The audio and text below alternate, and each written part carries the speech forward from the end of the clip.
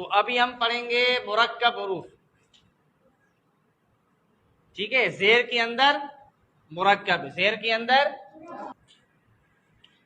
ابھی ہم نے زبر پڑھ لی ہے، تو زیر کی جو مرکب والی تختی ہے اس میں زبر بھی ہوگی زیر بھی ہوگی، یعنی بچے نے پورا زبر پڑھ لیا ہے، زبر کا پورا معلوم ہے، اچھی طرح ان کی پہچان ہو گئی ہے، زیر بھی پڑھ لیے، ابھی صرف ہم ملائیں گے، بچوں کو مانوس کرو بیٹا وہی زبر ہے، کوئی اور دوسری زبر نہیں ہے، جیسی آپ نے پڑھی ہے یہاں بھی ایسے ہی پڑھیں گے۔ مثلا با زبر با، خا زیر خی، ملاؤ، بقی بقی بقی، لام زبر لا، ملاؤ، بقیلا،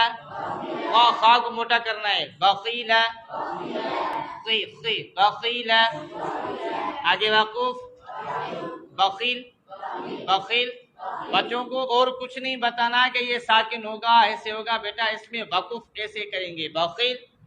اس سے یہ فائدہ ہوگا کہ بچے کے ذہن میں وقف کرنا آ جائے گا، ٹھیک ہے، اور ساکن بچے نے پڑھی نہیں، آپ اس کو ساکن بتائیں گے تو بچہ پریشان ہو جائے گا تو ساکن ہے کیا، تو اس لیے بیٹا اس میں وقف کریں گے، بخیل، ٹھیک ہے، آگے وقف، بخیل بخیل بخیل، تا زبرتا، با زیر پی، ملاؤ، یعنی آپ نہیں ملاؤ، بچوں سے ملواؤ، جو حروف ہیں جو اساتذہ پڑھا رہے ہیں بچوں سے ملائیں گے تو بچوں میں استعداد پیدا ہوگی اور بچوں کی شناخت میں انشاءاللہ تعالی اضافہ ہو جائے گا۔ ایک بات میں بھول گیا، جب زیر والی تختی آپ پڑھائیں گے با سے لے کر یا تک، تو یا سے لے کر با تک پڑھائیں،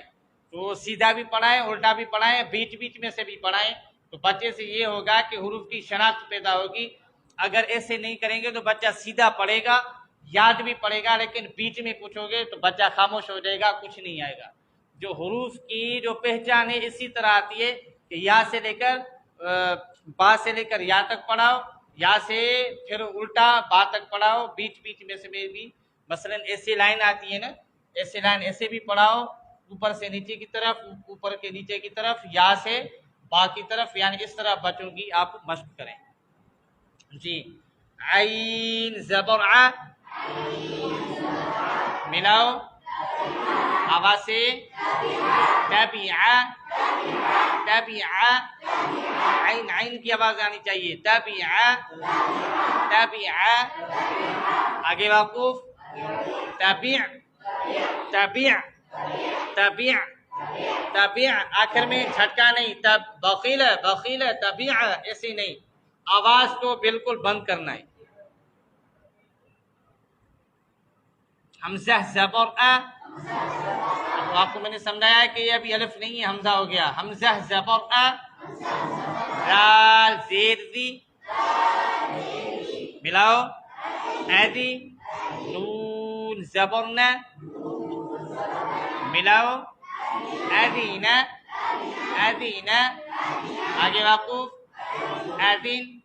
ادین ادین، ایسی نہیں، ادین ادین ادین ادین، غا زبر را،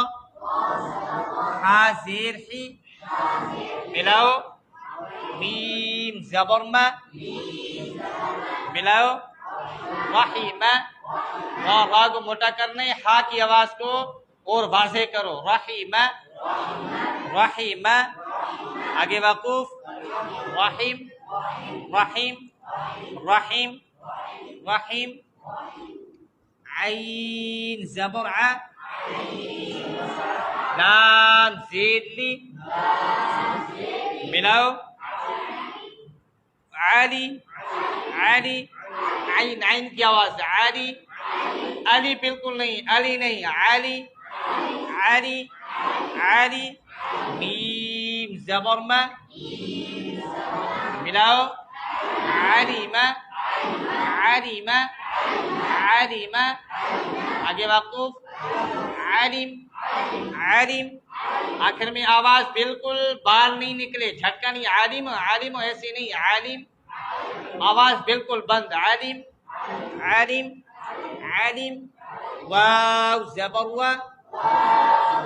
را زیر ری، ملاؤ، وری وری، سا زبر سا، وریثا وریثا،